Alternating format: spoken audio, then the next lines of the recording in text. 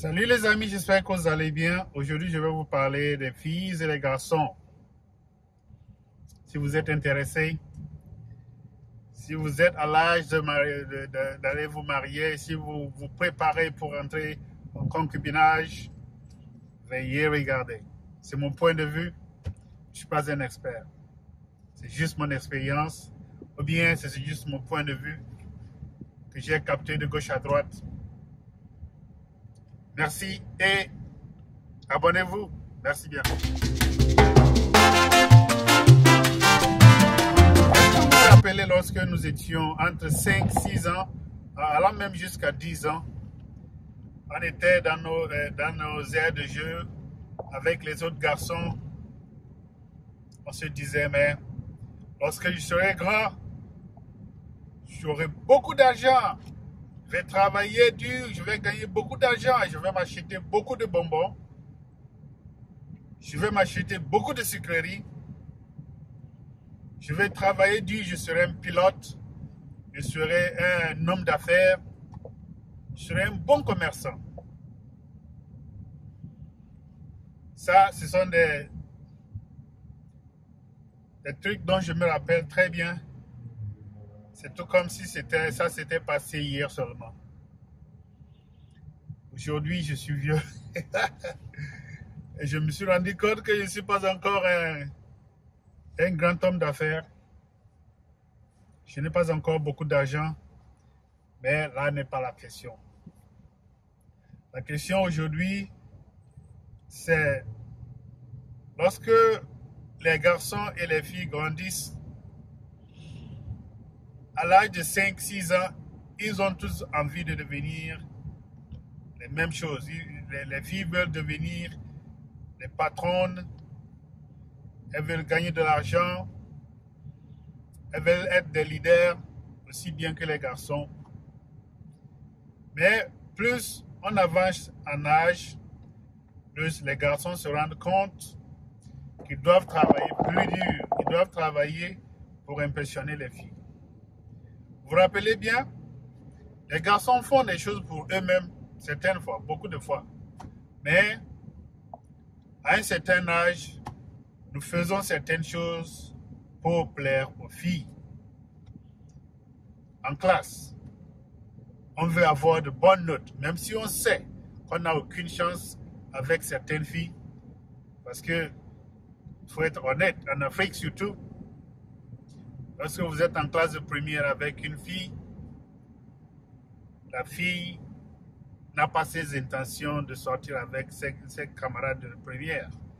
Elle vise les professeurs, c'est ça. Et nous les garçons, nous on travaille si dur pour les impressionner. On veut avoir de bonnes notes pour qu'elles nous posent des questions, qu'elles nous demandent de les aider. Comme ça, on va avoir au moins l'impression que nous faisons quelque chose de correct. Quand on finit les classes en ville, on veut avoir les plus beaux habits pour attirer les plus belles filles. On veut conduire la plus belle voiture pour attirer l'attention de belles filles.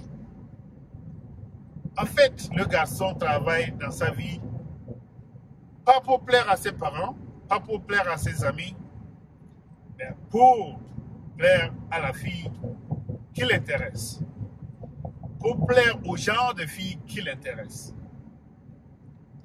Donc, nous grandissons comme ça, même dans notre mariage, nous faisons tout pour plaire aux femmes que nous avons épousées.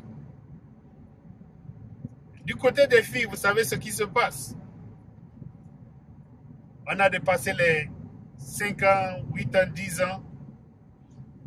On rentre dans la réalité de la puberté. Les filles, elles connaissent la puberté un peu plus vite que les garçons.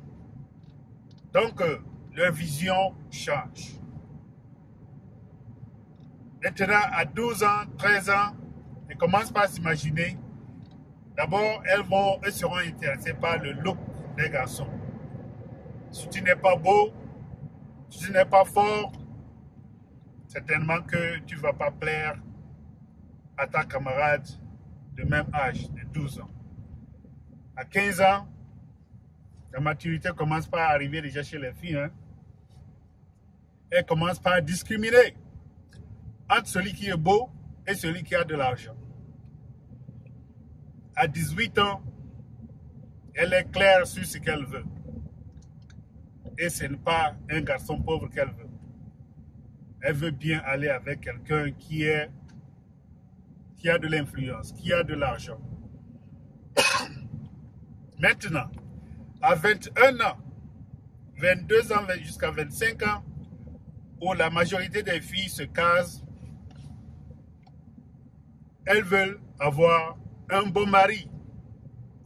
Vous vous rendez compte comment la chose a changé? Les filles veulent avoir un bon mari.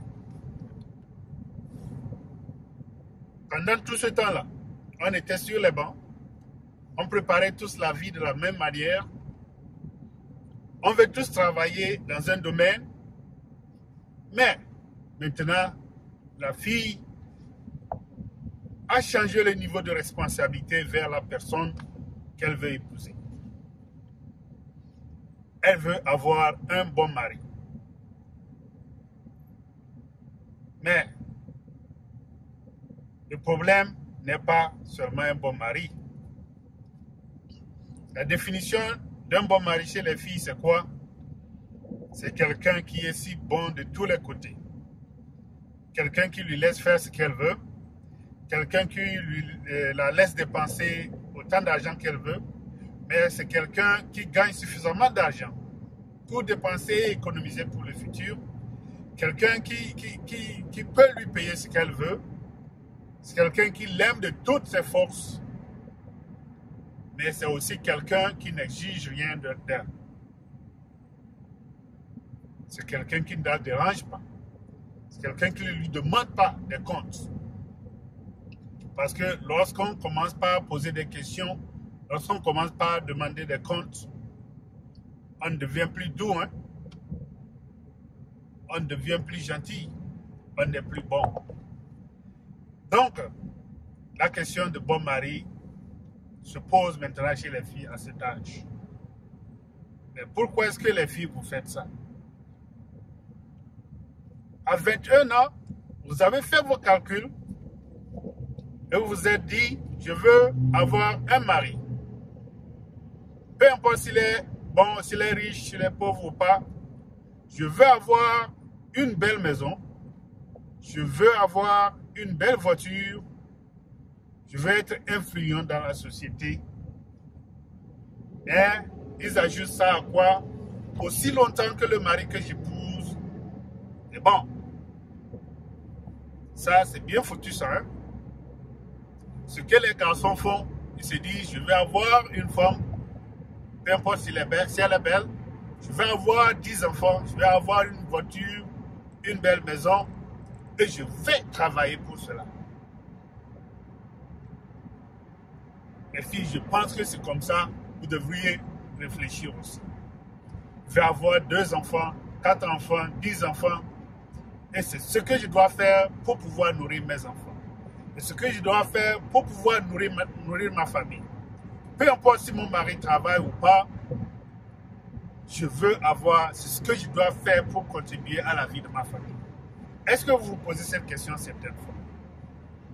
La majorité des femmes de nos jours travaillent. Et dans leur tête, apporter le besoin, apporter le nécessaire pour ma famille n'est pas dans leur tête. Parce que c'est à l'homme d'apporter tout ça. Donc il faut prier dans les églises pour un bon mari. Il ne faut pas travailler dur pour être la bonne personne. Vous voyez, non? Donc c'est là où moi je pense que les choses sont un peu foutues. Si nous faisons tous nos calculs, hommes, femmes, nous faisons des calculs, il faudrait qu'on se tape sur les poitrines et nous dire que je vais avoir 10 enfants et je vais pourvoir à la vie de ces enfants. Je ne m'attends pas à ce que mon mari soit bon, je ne m'attends pas à ce que ma femme soit bien pour pouvoir les nourrir. Et la majorité des cas, c'est les femmes qui exigent un bon mari pour avoir une belle vie. Vous devriez compter sur vous-même pour pouvoir avancer les plans que vous avez déjà posés pour votre vie. De nos jours, il y a des femmes qui disent qu'elles veulent avoir 10 enfants. Mais elles ne veulent même pas avoir un père dans la vie de ces enfants. Pourquoi? C'est parce que c'est leur choix. Elles ne veulent pas avoir à traiter avec un homme. Mais elles vont faire de façon à avoir des enfants. Parce que maintenant, la technologie a fait de façon qu'il y a des semaines, on peut les féconder d'une manière ou d'une autre. Et les enfants n'auront pas à demander qui est leur papa. La femme serait à mesure d'être le papa et la maman à la fois. Mais elle est capable de nourrir sa famille. C'est comme ça qu'elle vit. Moi, je ne le souhaite pas ainsi, mais je pense que, quelle que soit la situation, que si tu épouses un homme, tu devrais te dire que, voilà, je vais travailler tel job pour subvenir aux besoins de ma famille. Il ne faut pas t'attendre que l'enfant de quelqu'un soit bon. Il ne faut pas t'attendre que d'autres personnes te donnent tout ce dont tu as besoin. Et le plus souvent, la femme n'est jamais satisfaite de ce qu'on lui apporte.